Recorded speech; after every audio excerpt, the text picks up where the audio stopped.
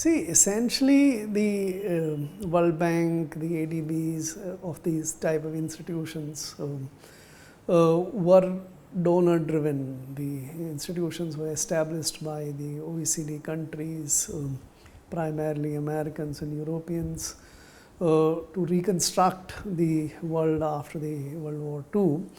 And they reflected, over the years they had stopped borrowing from the World Bank, and they reflected their new concerns, the concerns of greening the world, putting more money into Africa, taking money away from or reducing it to China, India and others, and primarily the lender or the equity owner driven institutions.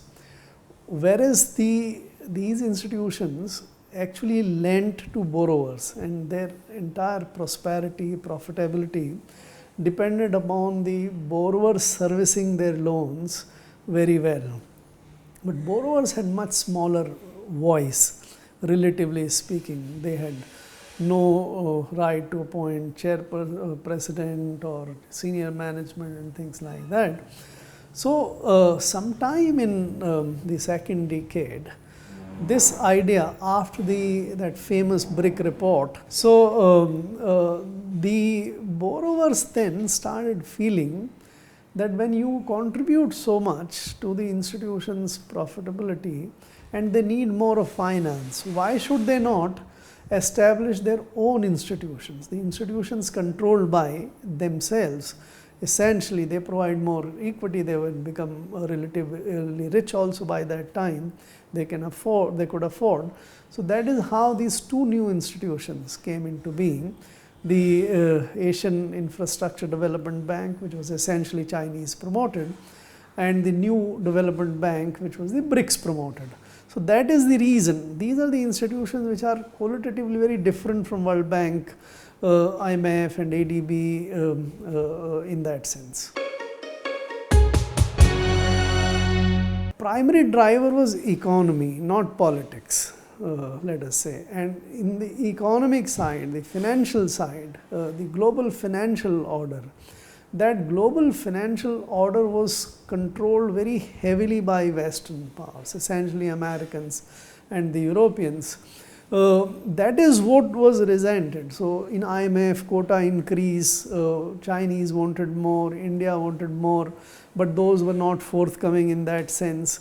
The Europeans had declined by the time, the British, the French and others, but they controlled most of the board seats and the equity. So it was more of economic and financial power rather than political in that sense. As far as that, BRICS itself is also a political institution, whereas there are no political institutions in the World Bank, IMF and that kind of thing. UN is the political institutions there. So the BRICS as such has a different orientation, where politics might have also had a role to play, but the NDB, which is counterpart or a sister kind of competing institutions to World Bank, IMF, ADB, African Development Bank and the Latin American Development Bank, that is more of a commercial and economic institutions. Those were the more deciding kind of factors rather than the politics. See, India-China conflict is much older than BRICS. 62, that war happened, and so India-China has been in a way at loggerheads for much longer. In fact, the BRICS brought them together in a way, despite such large political and geopolitical interests and conflicts to that. That situation continued after BRICS in 2020, 29. It might have got a little more aggravated in that sense, and thereafter this. But it did not vanish, or it did not aggravate to the level of 1962 or so. So I don't think the political considerations between China and India are the primary driver of what happens in BRICS. Of course, China has, as you also mentioned, has become a very large economic power with about 20 trillion of GDP. It is in a way a very powerful rival to US now, and within BRICS, Chinese GDP in a way is 4 times the GDP of the rest for original members. So China is a very big, and China is also now very much aligned with Russia. So China-Russia bloc within the BRICS actually acts together in a very, and they are both affected by the American sort of exclusionism, so to say. Americans seized some of the Russian reserves after Ukraine war. They also weaponized the financial system. So Chinese and Russians are trying to build an alternative to that. That is where I think the role of India vis-a-vis China comes more. We are friendly to Russia in that sense, so that's not a major concern. So on China, the remaining 3 members, India, Brazil and South Africa, in a way are non-aligned. They are not part of either Chinese bloc or the American bloc as such. They have their own interests, and those interests make them come or sort of work with both the Chinese, Russian and the Americans. So India also tries to solve that interest. By the way, you are aware, India has also joined SCO, Shanghai Cooperation Organization, which is purely political, partly military organization, much less economic. And that is where India has also joined. So India is second largest member of AIIB. So to say, in BRICS, NDB, we are equal, but in AIIB, Chinese have many times more of the equity than India has. So India is doing business with China. India's dependence on China is massive. We import so much from China. That's the largest importer we have. We don't feel comfortable in having Chinese investment in India. So it's a very complex but very big relationship which plays out in different forums. I don't think politics can dictate the entire economic relationship which we have with China. So instead of geopolitical side of it, I rather see the eco-political side of it, the economic political side of it. I don't think from the economic space, India achieved its objectives of sort of hitting China economically.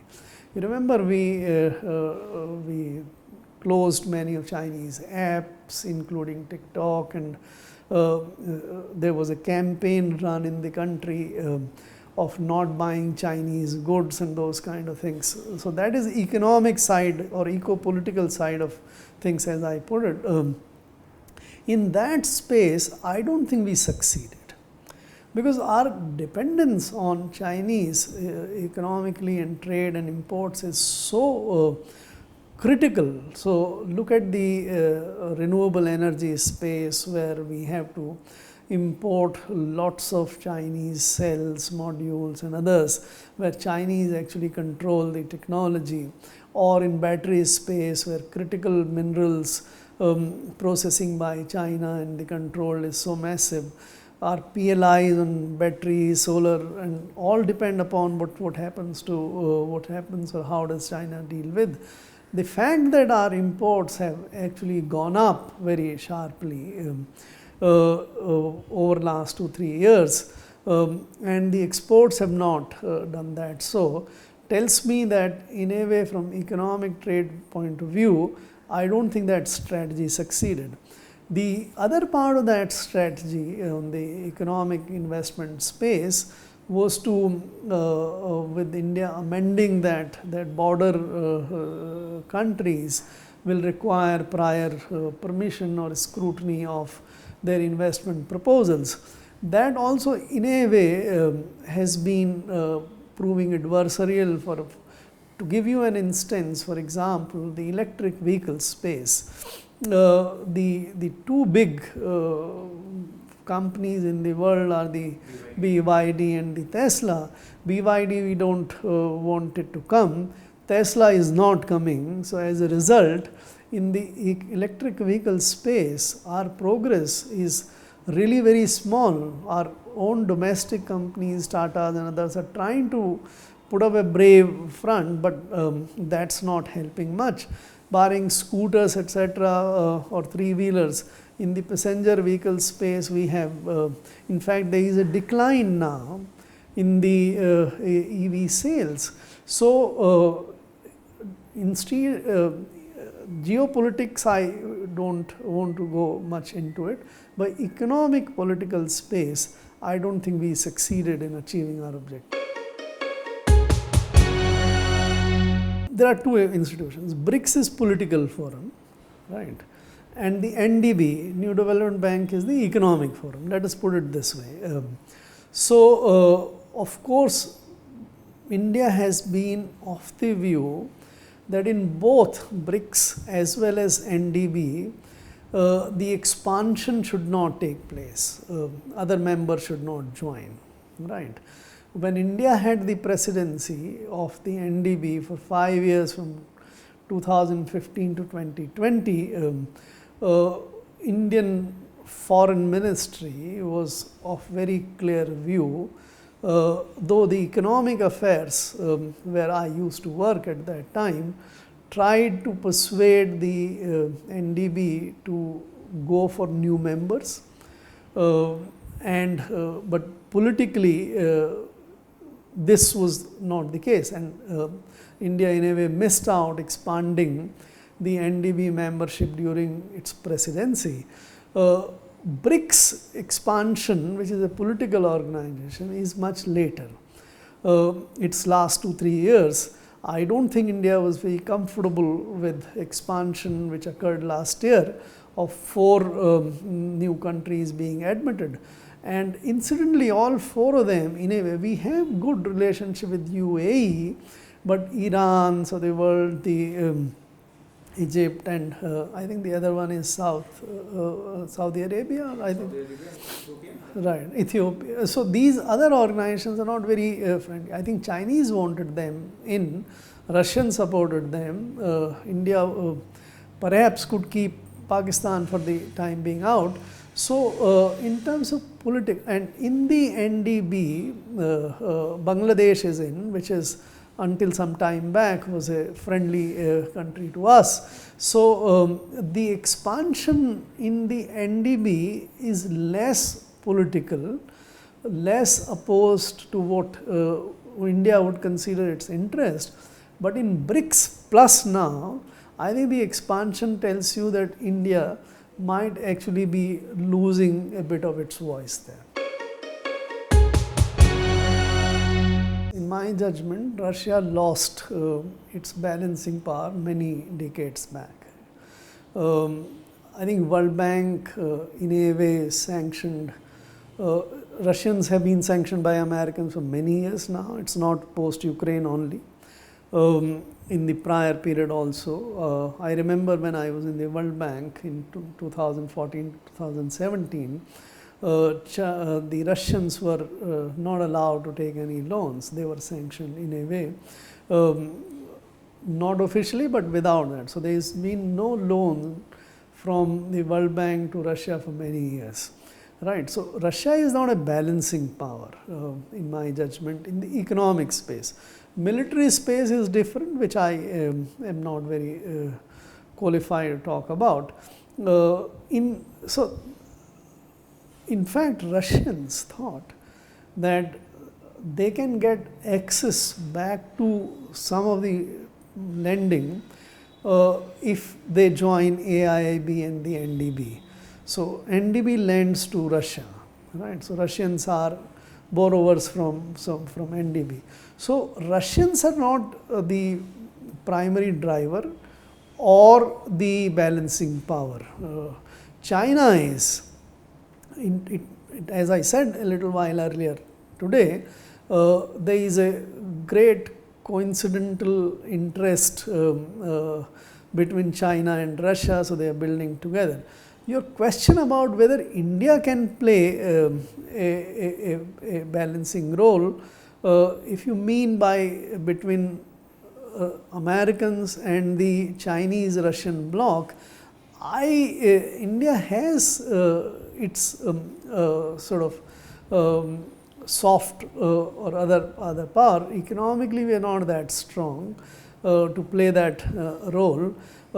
India has that intellectual and some sort of soft power to do it. That's why you sometimes hear these countries trying to say that do something in the Russian-Ukraine war or Gaza, Israel or something. But I don't think that's real power. I don't think that's the case.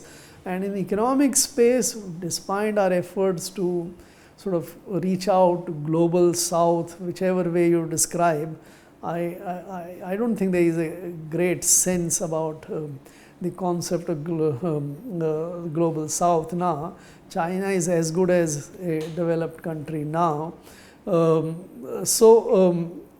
That role, and with India looking more or acting more in its own interest, inward looking, that role you lose, like China loses that role in that case, that they are not prepared to allow renminbi or yuan to become a freely convertible currency. So that's why they don't play what the role dollar is playing. But India also, so you remember after that Ukraine war, when the global wheat supply got affected because Ukrainian wheat couldn't get out, and there was an opportunity for India to do exports. We did for some months, but then India decided to sort of ban exports.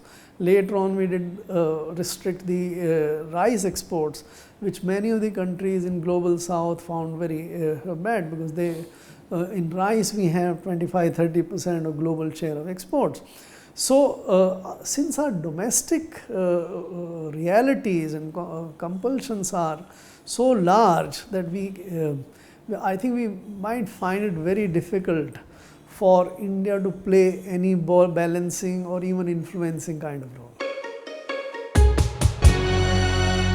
So Iran has joined the political forum BRICS. Iran has not joined the NDB as such. So in NDB, that influence is not that large of the Iran. But politics drives the economy, and BRICS Plus now is in fact the superior forum for the NDBs. So the influence of China, Russia and Iran would definitely have bearing on the NDB, which is the Economic Forum functioning. I increasingly get a sense that we might get in times to come a little more isolated, right? Because here there is no counterpoise of Americans and others to balance there is a very interesting side of the NDB. The NDB needs to have non-borrowing capital contributing members also to keep its rating high and all. In that sense, there has been, I think Australia has been asking for membership, and I think UK might have also been. Americans have not asked. The best which we can do is not in BRICS, possibly the BRICS they will not be permitted, but in NDB on economic considerations, if we can get some of these powers which are in a way counterbalancing as well as friendly to us, then NDB may be a more balanced forum to work, where India may play its role in times to come. I don't think India will ever allow Pakistan to come into NDB. if that comes, I don't know, but India might even threaten to get out of NDB. Whether India will be able to block it in BRICS plus for long is a question. Pakistan is already a member of SCO, where we are doing business. So currently the SCO heads of conference is going in Islamabad, which is heads of state conference, but Prime Minister Modi did not go. It's Jaishankar who is there. So they meet in Pakistan, like they would meet someday in India as well, right? So that is how it works. How long it can stop Pakistan from BRICS plus will be interesting to watch. I think Indian diplomatic skills are reasonably good enough. They can keep it off for long, but NDB would be a clincher.